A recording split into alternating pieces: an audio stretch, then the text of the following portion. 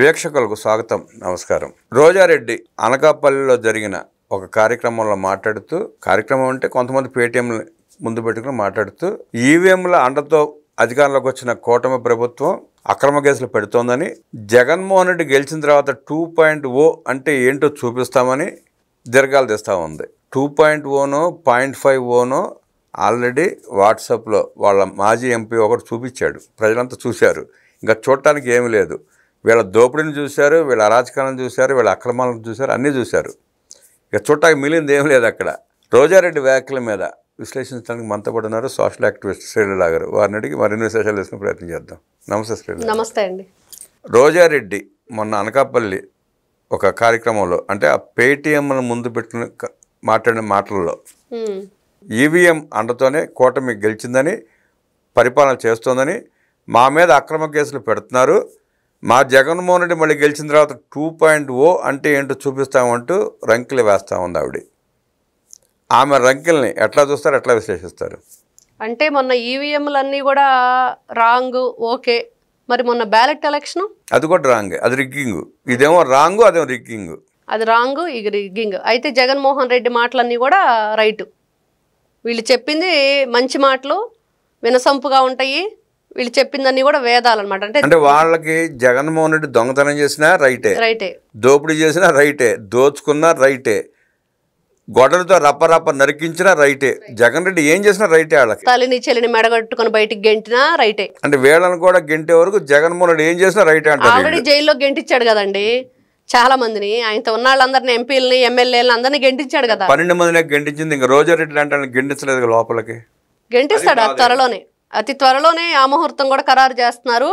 ఇక్కడ ఈవిడ మాట్లాడే మాటలు అంటే వీళ్ళు ఏ ఉద్దేశంతో మాట్లాడుతున్నారు, ఎందుకు మాట్లాడుతున్నారంటే ఏదో ఒకటి మాట్లాడాలి. ఏం చేయలేక, చేతగాక, రాజకీయంగా ఎదుర్కోలేక కూటమి ప్రభుత్వం చేస్తుంది. ఈ రోజున చూస్తున్నాం ఎన్ని మంచి పనులు చేస్తుంది. ఇచ్చిన సంక్షేమ పథకాలన్నీ నెరవేరుస్తుంది. ఇంకా స్త్రీ శక్తి పేరుతో ఎంత గొప్పగా దానికి ఆదరణ లభించింది. ఇంకా ఆ బస్సు ట్రాకింగ్ కూడా ఇస్తున్నారు వీళ్ళు, లైవ్ ట్రాక్. ఇంకా దాంతో ఏ ప్రయాణం ఎప్పుడు మనం చక్కగా టైం టేబుల్ వేసుకోవచ్చు, దానికి అనుగుణంగా మనం వెళ్ళొచ్చు, ఎక్కడ టైం వేస్ట్ అవ్వదు, ఏ బస్సు ఎక్కడ ఉందో తెలుస్తుంది, సులభతరం అవుతుంది ప్రయాణం. అంటే ఇంకా వీళ్ళేంటి మనం తిడుతుంటే రెచ్చిపోతున్నారు అన్నట్లుగా ఉంది రోజారెడ్డికి. ఏం అర్థం కావట్లా. ఇంకా తిట్టాలి అన్నట్లుగా ఉంది తప్పించి మనం తప్పు చేస్తున్నామేమో, వాళ్ళ మీద తప్పుడు ప్రచారం చేస్తున్నాము, ప్రజలకు తెలుస్తుంది, అయినా కూడా మనం ఇలానే ప్రవర్తించడం ఎంతవరకు కరెక్టు, ఎవరో ఒకరు మొహాన్ని పట్టుకొని అడిగే వరకు, అడిగితే ఏమనిద్ది, నన్ను ఏం చేస్తారు మీరు అని అడిగిద్ది.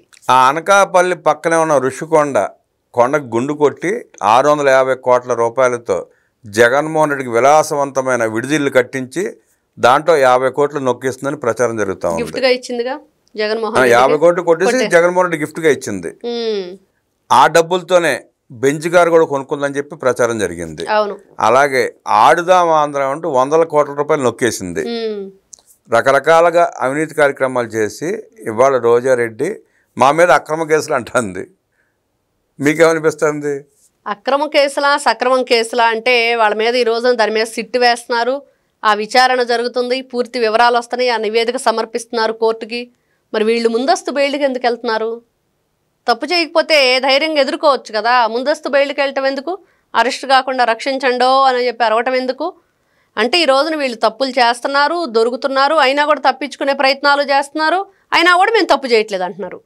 ఇదే వాళ్ళ ప్రత్యేకత. వైఎస్ఆర్సీపీ పార్టీ వాళ్ళ ప్రత్యేకత ఏంటంటే దొరకబోయేదాకేమో మాకేం సంబంధం లేదంటారు, అసలు మేము తప్పే చేయలేదంటారు, దొరికాకేమో తెలియదు, గుర్తులేదు, మర్చిపోయా అంటారు. ఇది వీళ్ళ పరిస్థితి. అంటే ఎప్పుడు చూడండి వైఎస్ఆర్సీపీ పార్టీ రోజానో, లేకపోతే రజనీనో, లేకపోతే శ్యామలానో, లక్ష్మీపార్వతి, వీళ్ళందరూ మాట్లాడే మాటలన్నీ కూడా జగన్మోహన్ రెడ్డి మాట్లాడమంటే మాట్లాడేవి. ఆయన ఆ కీ ఇస్తుంటే వీళ్ళంతా దానికి రియాక్ట్ అవుతూ ఉంటారు. పేటీఎం బ్యాచ్, వీళ్ళు చేసే పనులన్నీ కూడా గతంలో ఏం చేశారు, ఇప్పుడు ఏం చెప్తున్నారు, వీళ్ళకి అసలు ఆ హక్కు లేదు, అర్హత లేదు. ఈ రోజున కూటమి ప్రభుత్వం గురించి ఏ మొహం పెట్టుకొని మాట్లాడతారు? వీళ్ళు అధికారంలో ఉన్నప్పుడు ఆడుదాం ఆంధ్ర పేరుతో ఎన్ని కోట్లు దోచేసింది, ఎంతమందికి ఎన్ని రకాలుగా వీళ్ళు అన్యాయం చేశారు. ఏంటి స్పోర్ట్స్ సిటీగా తీర్చిదిద్దాం అమరావతిని అని చెప్పారు. వీళ్ళు మొత్తం అన్ని డబ్బులు దోచేసుకొని వీళ్ళందరూ కూడా ఆటలాడుకొని ఆడుదాం ఆంధ్ర అని పేరుతోటి ఆంధ్ర రాష్ట్ర ప్రజలతో ఆట ఆడుకున్నారు. అందరూ చూశారు. ఆ డబ్బులన్నీ కూడా ఎవరి అకౌంట్లోకి వెళ్ళినాయో తెలియదు ఇంతవరకు. మరి వాళ్ళకి ఏదో గిఫ్ట్లు ఇస్తాము లేకపోతే ప్రైజులు ఇస్తాము అని చెప్పారు. ఆ కిట్లు కూడా బ్యాట్ను బాల్తో కొట్టగానే బ్యాట్ ఇరిగిపోయింది. కొట్టక ముందే అది రబ్బర్ బాల్ అండి, మళ్ళీ రబ్బర్ బాల్ కొట్టబోతే కార్క్ బాల్ కూడా కాదు అది. అంటే వీళ్ళ పరిస్థితి ఏ విధంగా వీళ్ళు మోసాలు, వీళ్ళ దోపిడీ ఏ స్థాయిలో ఉందో చూడండి. దాని మీద ఆ స్టిక్కర్లు జగన్మోహన్ రెడ్డి స్టిక్కర్లు వేయించుకోవడంతో ఉన్న శ్రద్ధ ఆ కిట్ల మీద పెట్టలా, వాళ్ళు రాష్ట్రం మీద పెట్టలా. ఆ జగన్మోహన్ రెడ్డి పార్టీ రంగులు వేసుకునే మీద శ్రద్ధ రాష్ట్ర ప్రజల మీద, వాళ్ళ భవిష్యత్తు మీద పెట్టలా. ఆయన రంగులు వేసుకున్నాడా, ప్రజావేదిక కూల్చాడా, ప్రజానాయకుడిని అరెస్ట్ చేశాడా, ప్రజల్ని ఇబ్బంది పెట్టారా, ఎంతమందిని బాబాయిని నరికేశాడా, ఆ కేసు ఎవరి మీద పెట్టాలి, ఎవరైతే అవినాష్ రెడ్డిని మనం జైలుకు పోకుండా రక్షించుకున్నామా, ఇదే సరిపోయింది.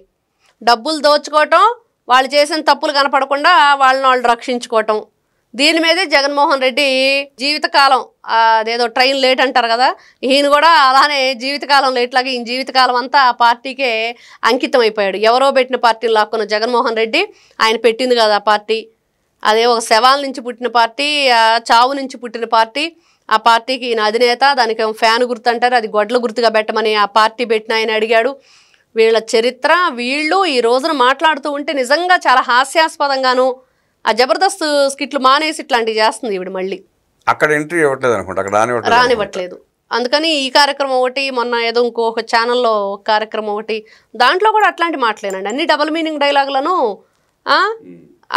వాళ్ళు వైఫ్ అండ్ హస్బెండ్స్ని, సినీ టీవీ ఆర్టిస్టులను కూర్చోబెట్టి రకరకాల మాటలు, అవి కూడా మనం బతుకు జట్కా బండి అని చెప్పేసి ఒక ప్రోగ్రాం, దాంట్లో ఈ సినిమా ఆర్టిస్టులు వాళ్ళు వైఫ్ అండ్ హస్బెండ్స్ రావటం, ఒకరి మీద ఒకరు చెప్పుకోవటం, వైఫ్ హస్బెండ్, ఈవిడేమో దాన్ని ఇంకా ఆనందిస్తుంది అనమాట. ఆ ప్రోగ్రాంలో ఈవిడ చేసిన స్కామ్ల గురించి ఎక్కడ చెప్పలేదా? చెప్పదుగా, వీటి గురించి ఎట్లా చెప్పుకుంటారు? అయ్యో రామ, వాళ్ళు అట్లాంటివి చెప్పరండి. చేసిన పనులు అదేదో చెప్తే పోయిద్దని చేసిన పాపం వీళ్ళు అట్లాంటివి చెప్పరు. ఇప్పుడు ఒక వేలు ఎదుటి వాడిని చూపించేటప్పుడు మిగతా వేళ్ళని మన వైపే ఉన్నాయి అన్న విషయం మర్చిపోయి మాట్లాడతారు. జగన్మోహన్ రెడ్డి అంతే. జగన్మోహన్ రెడ్డి ఎప్పుడో మాట్లాడుతున్నాడు, ఆ మీటింగ్ సక్సెస్ అయిందంటే లండన్ మందులు వేసుకున్నాడని అర్థం, లేకపోతే అది కామెడీ షోనే అయ్యిద్ది. వీళ్ళు మాట్లాడే మాటలకే అర్థం ఉండదు, వీళ్ళు చేసిన పనులు గతంలో ఏం చేశారని చెప్పి ప్రజలందరూ తెలుసుకొని వీళ్ళని ఈ రోజున అంటే 11కు పరిమితం చేసి పక్కన పడేసినా కూడా మేము ఇంతేను, మేము ఇలానే ఉంటాం అన్నట్లుగా వీళ్ళ ధోరణి, వీళ్ళు చేస్తున్న పనులు, వీళ్ళ బ్యాచ్ అంతా అంతే. జగన్మోహన్ రెడ్డి జైలుకి వెళ్ళేదాకా, ఆయనతో పాటు వీళ్ళు వెళ్ళేదాకా ఇలా మాట్లాడుతూనే ఉంటారు. రోజారెడ్డి, విడుదల రజని, శ్యామల, ఎండోన్మెంట్స్ శాంతి, నెల్లూరు అరుణ, ఇలాంటి వాళ్ళు ఒకళ్ళిద్దరు ఉన్నారు. అలాంటి వాళ్ళ పేర్లు ఎత్తితే మనకే సిగ్గేస్తుంది, పేర్లు ఎత్తడం అనవసరం లేదు. ఈ 7 మంది వీళ్ళు అక్రమంగా అధికారంలో ఉన్నప్పుడు దోచుకున్న డబ్బులకి బాధ్యత వహిస్తూ కేసులు ఎదుర్కొని జైలు జీవితం అనుభవించి బయటకు వచ్చిన తర్వాత కూటమి ప్రభుత్వం ఏదైనా ప్రత్యేక స్కీమ్ పెట్టే అవకాశం ఉందంటారా? వీళ్ళ బ్రతుకు తెరువు కోసం వాళ్ళు అసలు మారతారండి వచ్చి మళ్ళీ? అంటే జైలుకి వెళ్ళినా పరివర్తన రాదంటారా? చూసాంగా ఐఏఎస్ ఆఫీసర్ శ్రీలక్ష్మి ఏం చేసింది, జైలుకి వెళ్ళి వచ్చి మళ్ళీ జగన్మోహన్ రెడ్డి దగ్గరకే చేరింది. మరి అంతే కదా, రేపు కూడా వీళ్ళు అంతే, ఆ తిట్టంతా హోయిపుకి చేరిద్ది. ఇట్లాంటి వాళ్ళందరూ కూడా చివరికి ఆయన దగ్గరికి వెళ్తాడు. వీళ్ళు ఎన్ని తప్పులు చేసినా లేకపోతే నేరాలు ఘోరాలు చేసినా మళ్ళీ మేము మారం, దాని తోక వంకరే, అది కర్ర కట్టినా రాయి కట్టినా అంతే. మరి వాళ్ళ బ్రతుకు ఎట్లా అంటారు తర్వాత? ఇట్లానే జేబులు కటింగులు చేస్తూ ఉంటారు. అట్లా కాకుండా ర్యాపిడో మహారాణులు అని చెప్పి నారా లోకేష్ గారు వాళ్ళ స్కీమ్ ప్రారంభించారు. ఆ స్కీమ్లో భాగంగా తలా ఒక ర్యాపిడో ఆ ఎలక్ట్రికల్ స్కూటర్లో ఇప్పిస్తే వాళ్ళ బ్రతుకు బాగుంటుంది కదా, ఆ రకంగా ఎందుకు ఆలోచించారు మీరు?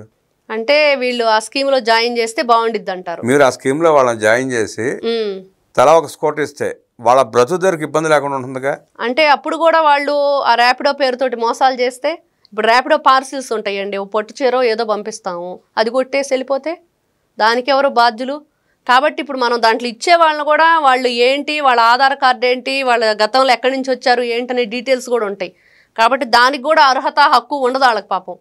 కాబట్టి జైలుకి వెళ్ళి వచ్చిన తర్వాత వీళ్ళు జీవితం ఏ విధంగా గడపాలి అంటే, భిక్షగాడు సినిమాలో వాళ్ళందరూ ఉంటారు కదా కోటేశ్వర లావబోయే ముందు, అదే కరెక్ట్ అని ప్రజలు అనుకుంటున్నారు. ఇప్పుడు ప్రస్తావించుకున్న వాళ్ళంతా జైలుకి వెళ్ళి వచ్చిన వాళ్ళ పరివర్తన రాదని, ర్యాపిడో లాంటి స్కీముల్లో వాళ్ళకి అవకాశం కల్పించిన అక్కడ కూడా స్కాములు చేసి ప్రజలను మోసం చేసే అవకాశం ఉంది కాబట్టి వాళ్ళకి అవకాశం కూడా లేకుండా సంఘ బహిష్కరణ చేసి రాష్ట్రం నుంచే బహిష్కరిస్తే ఈ రాష్ట్రం సుభిక్షంగా మంచిగా ఉంటుందంటూ విశ్లేషించిన శ్రీలీల గారికి ధన్యవాదాలు తెలియజేస్తూ నమస్కారం.